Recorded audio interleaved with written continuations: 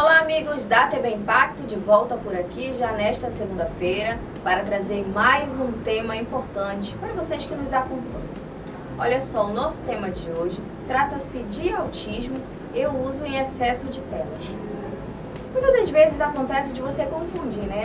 O meu filho, ele adquiriu o transtorno porque ele usou demais o aparelho. Gente, não existe isso. Porém, quem vai estar explicando com detalhes sobre esta questão é a especialista no assunto, doutora Carla Coelho, ela que é neuropsicopedagoga, é isso? E voluntária da Casa Azul, que trata ali dos pacientes com autismo. Seja bem-vinda na TV Impacto. Obrigada, boa tarde.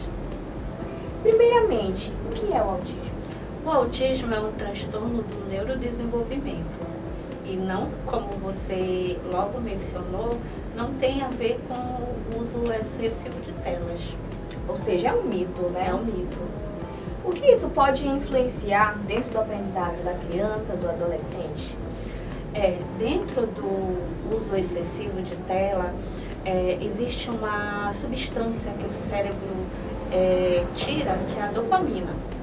Aquele excesso de tela faz com que aquele cérebro queira mais e mais e mais e mais. Isso faz com que prejudique o aprendizado, o sono da criança, porque quando seu filho, a criança está usando muita tela, com certeza ele vai ficar com muito sono, vai ter aquele distúrbio que não vai conseguir dormir, e isso vai apresentar um grande falta de aprendizado na vida dessa criança com TEA.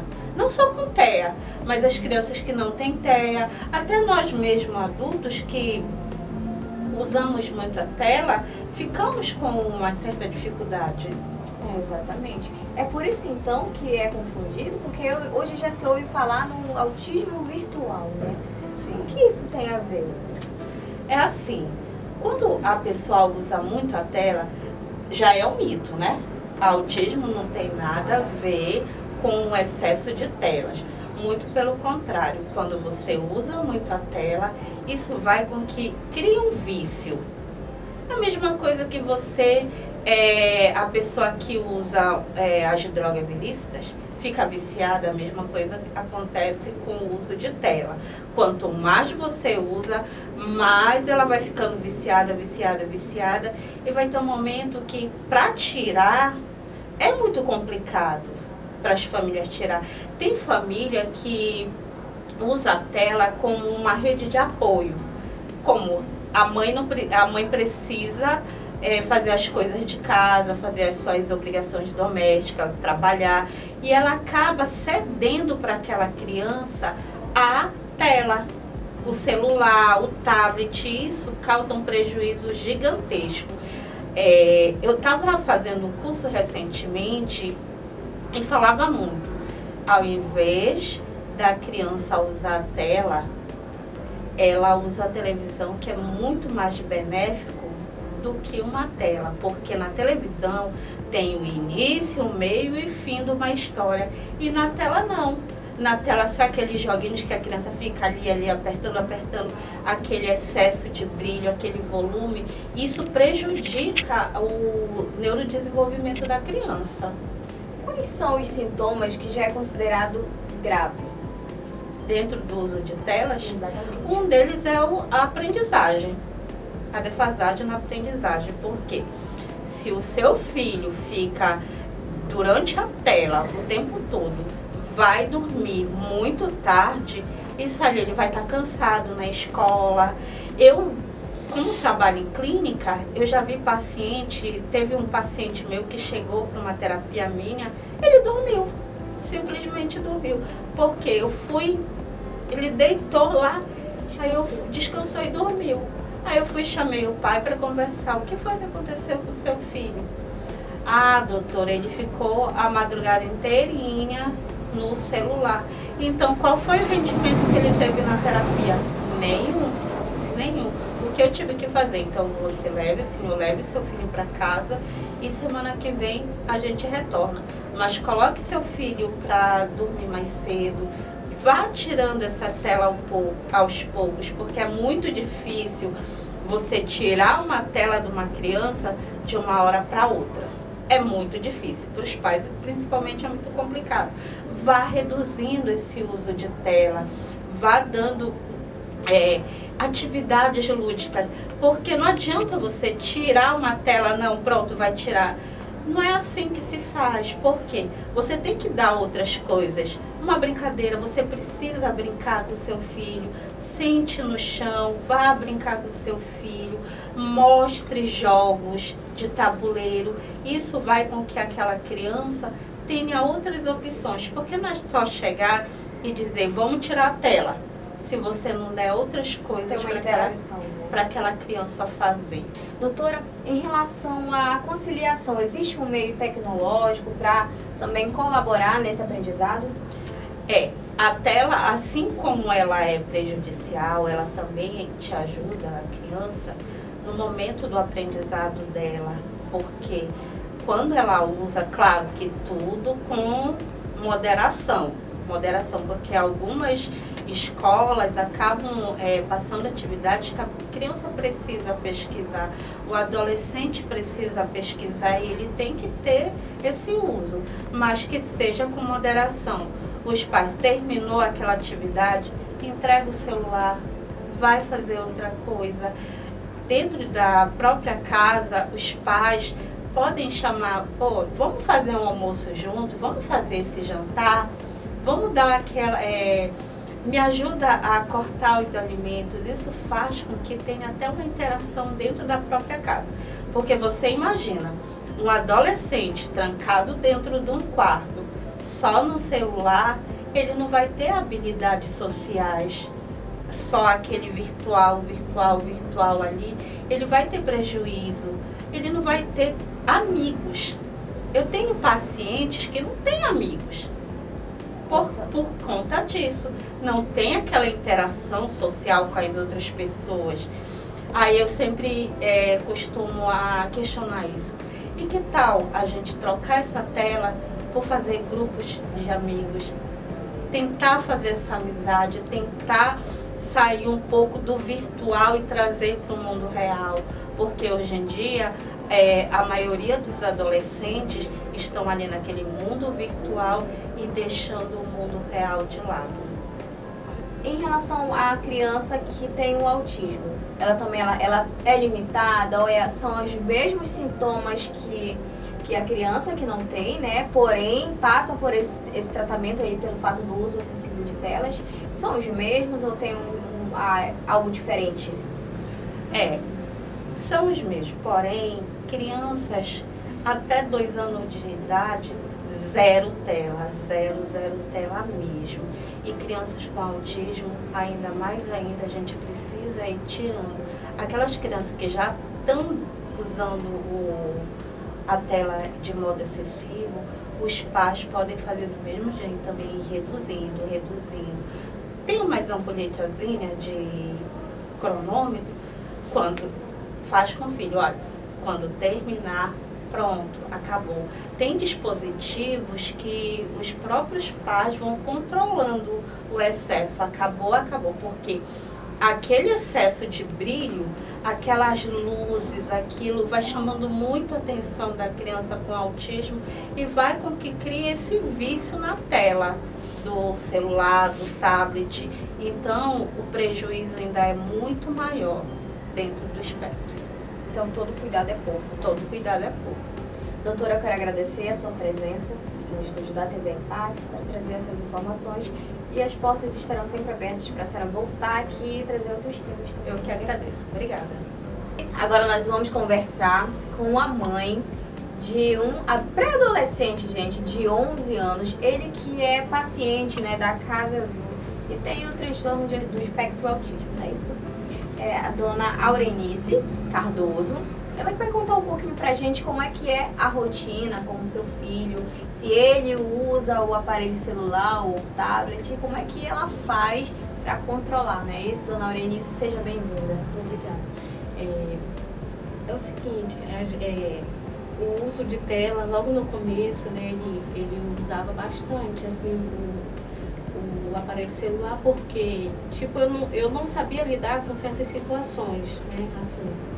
Então, com o passar do tempo, e aí ele também começou a ter um entendimento, aquela conversa juntamente com ele, né, e aí ele tinha um aparelhozinho, mas aí eu fui e tirei, né, justamente por conta desses prejuízos que eu estava observando que estava cada vez mais prejudicando, né? Então, acabei tirando o aparelho dele, porque no aparelho celular, eles ficam, né, com o aparelho vendo vários videozinhos, né, e não chegam a ver até o final. Aí lá tem como eles colocarem no meio, no fim, onde eles quiserem. E a parte que muitas das vezes é interessante para eles, eles retornam para ver novamente, entendeu? Então, a televisão, hoje, ele pega o celular, mas com menos... pouco tempo de uso, né? No caso, eu tirei totalmente o celular dele. Ele pega, de vez em quando, o meu. Mas aí também é tudo...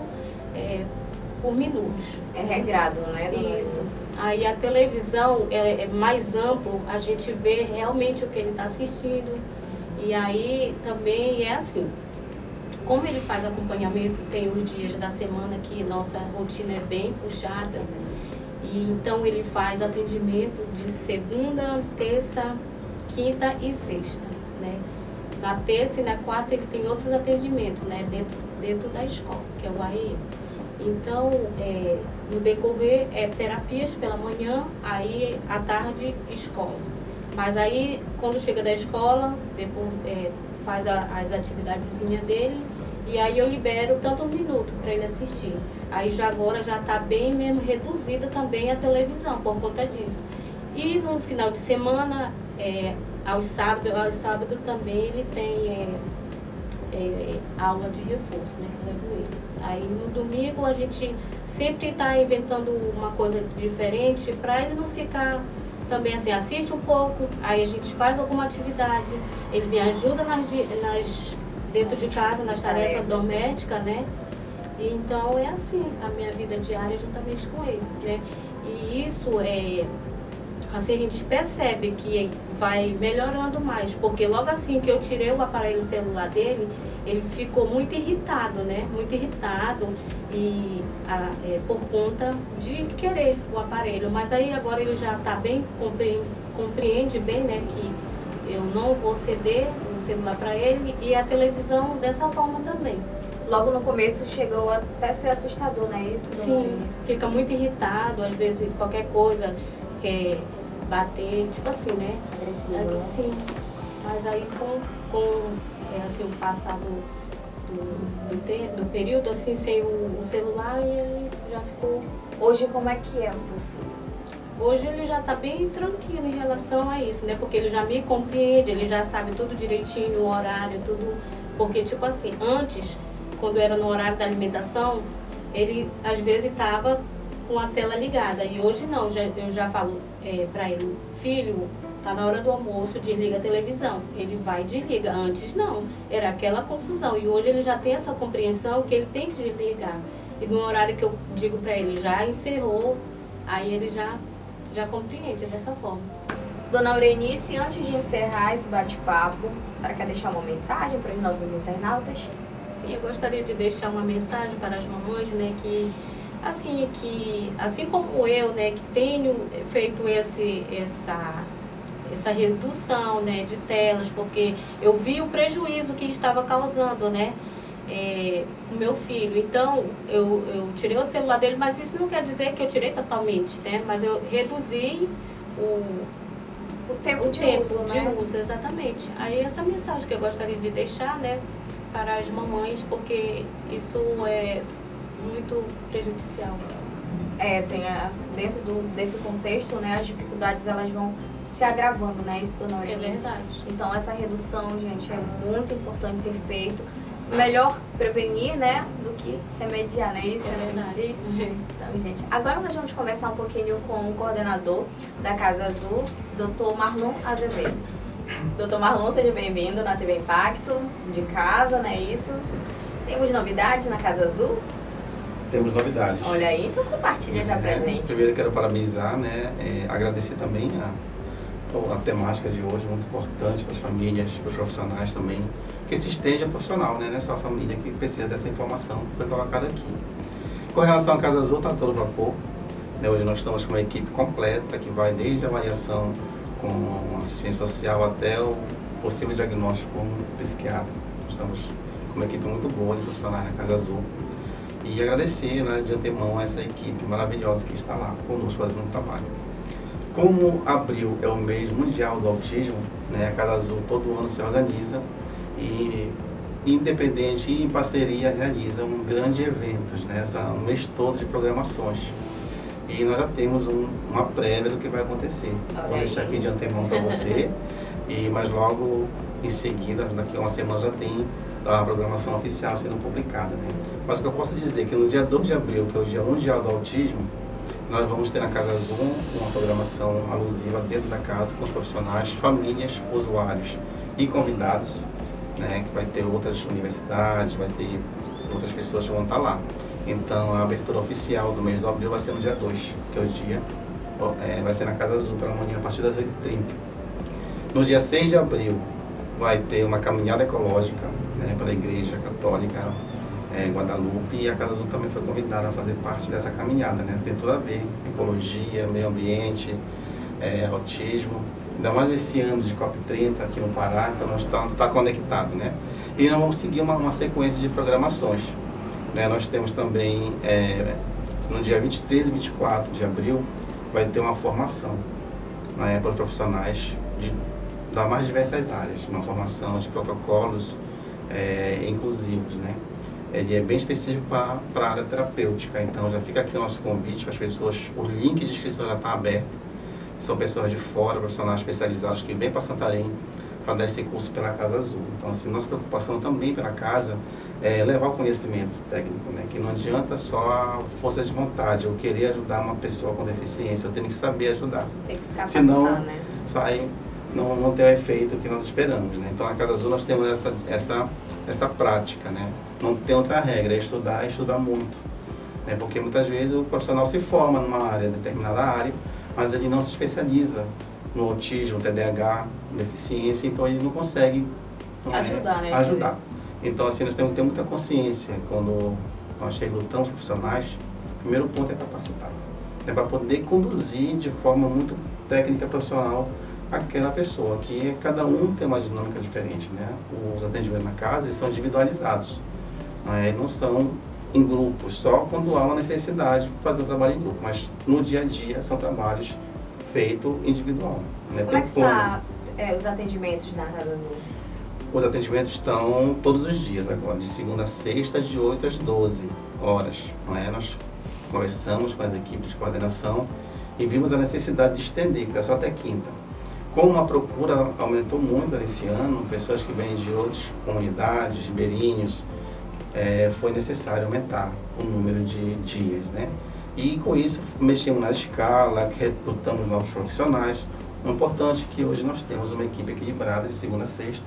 E se quem quiser alguma informação, quiser visitar a Casa Azul, levar sua criança para uma avaliação, pode procurar a Casa Azul nesse período de segunda a sexta, de 8 às 12. Qual é o contato?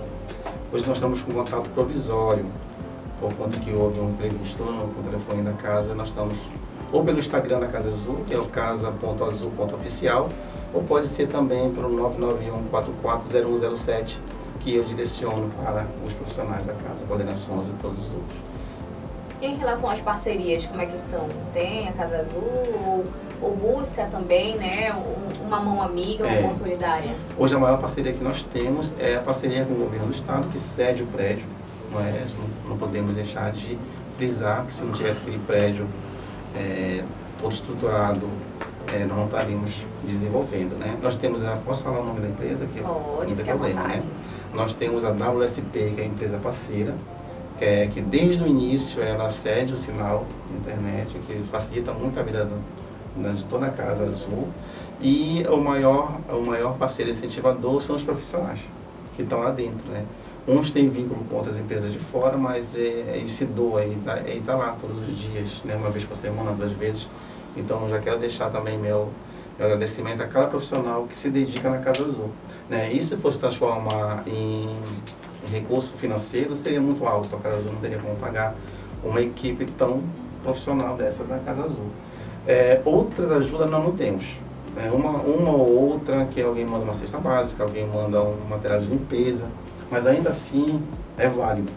Se algum empresário, se algum político, se alguém tiver interesse de ajudar a Casa Azul, tem que ir lá conhecer primeiro o nosso trabalho, né, para ficar as coisas muito claras, mas que vocês possam imaginar de pano de chão, de material pedagógico, material de expediente, tudo é muito necessário. Nós temos hoje 10 ambientes, o que é uma escola que foi cedida, então nós adaptamos uma escola em sala de atendimento.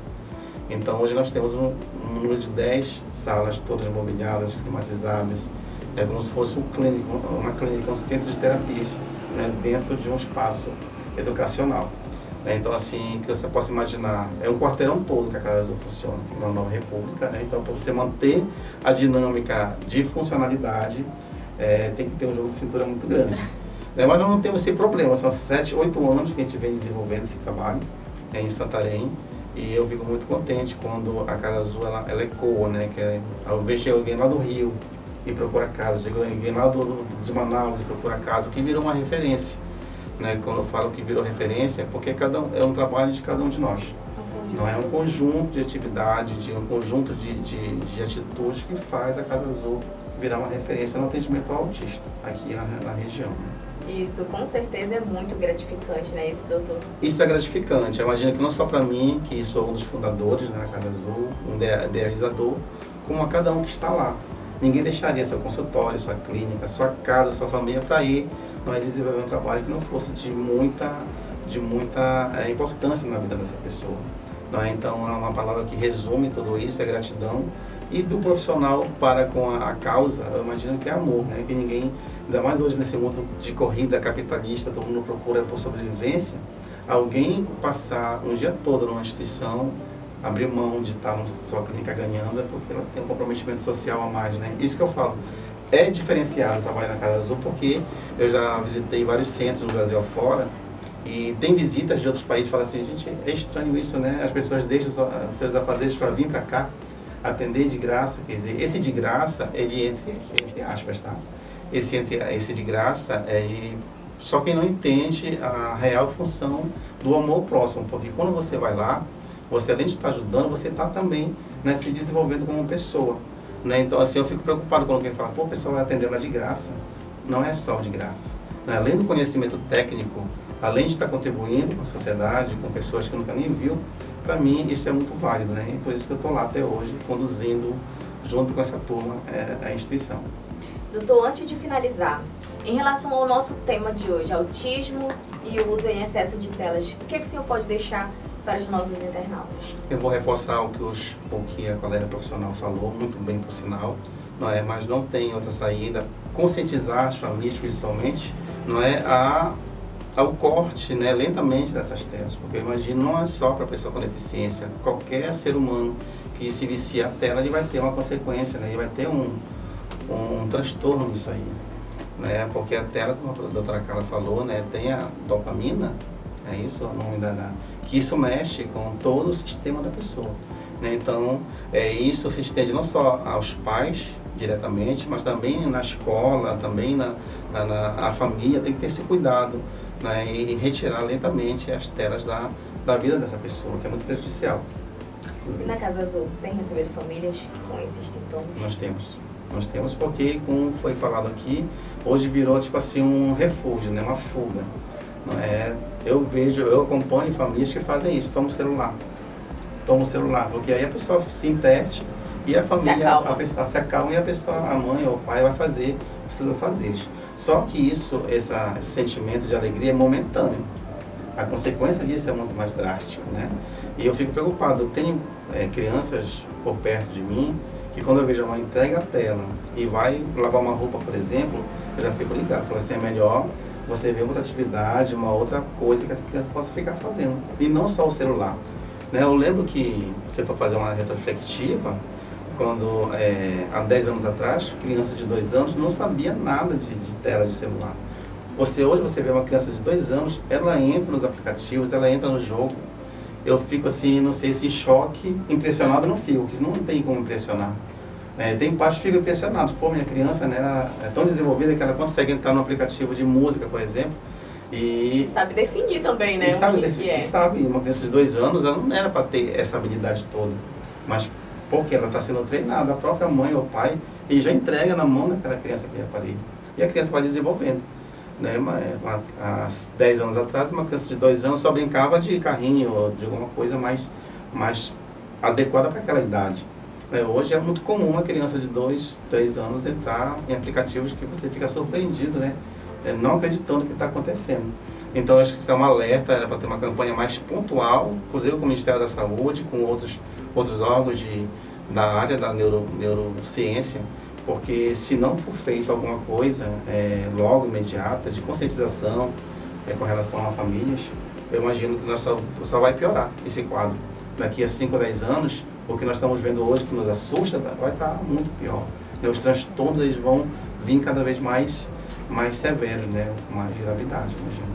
E dentro dessa questão, doutor, acaba ocasionando essa confusão, né? Porque muitos pensam que o filho já passou dos limites devido ao uso da tela e já acha que meu filho já é autista. É por isso que ele está desse jeito. Então não é isso, né? Então, de fato, é importante isso que o senhor falou, da conscientização, né? Que deve ser feito o quanto antes. Exatamente, já é consequência. Aquela criança tem algumas reações, já é consequência do uso excessivo de tela. Você observa que pós-pandemia agravou-se, né, os sintomas na área da psicologia, na área de comportamento e tudo. Porque na pandemia, você lembra que as famílias ficavam muito em casa, né? Os trabalhos eram home office, era offline. Então, as pessoas ficaram muito ligadas à tela, não só a televisão em si, mas aí veio o celular, o tablet, o notebook. E aí, não sei se vocês acompanharam, pós-pandemia, na Casa Azul teve um efeito direto. Nós tivemos que reavaliar todos os nossos usuários, todos, por conta que foram quase 2 anos de pandemia, né? Então aquilo teve que ser zerado e teve que ser continuado do zero, por conta que as consequências foram muito drásticas, né? De depressão, de suicídio, de mãe não aguentar mais, o pai também. Então assim, ainda é efeito pandemia, né? Que muita gente pensa que passou, mas os efeitos ficaram. E hoje nós estamos pagando um preço muito alto, né? Com relação às nossas crianças ainda de efeito de pandemia. Mas eu acredito que uma força-tarefa, essas dicas que vocês deram hoje aqui, eu parabenizo inclusive o teu quadro, por estar chamando essas temáticas, que é uma utilidade pública, na verdade, né? O teu quadro, ele leva essa informação precisa para a comunidade, para a sociedade em geral. E se esse vídeo, eu espero que ele chegue no máximo de pessoas, eu mesmo vou me comprometer e mandar para o máximo de pessoas, porque isso aqui foi uma consultoria, né, para a sociedade, né, gratuito pelo teu programa, que não é todo mundo que tem acesso a essa informação que precisa. Por isso que a família não consegue ter direcionamento, porque não procura ajuda. Mas que eu acredito que esse programa de hoje, ele vai ecoar, ele vai chegar no máximo de famílias e ajudar muito as pessoas a melhorar a sua qualidade de vida. Muito obrigada, doutor. Eu que agradeço. Pela presença. Tá. Vamos sempre, já em abril, traga mais informações, já todos os detalhes também do evento, né, da festa que vai estar acontecendo. Em breve eu lhe mando o calendário oficial das atividades de abril. Muito obrigado. Muito obrigada. E você de casa, curta, comente, compartilhe e até a próxima.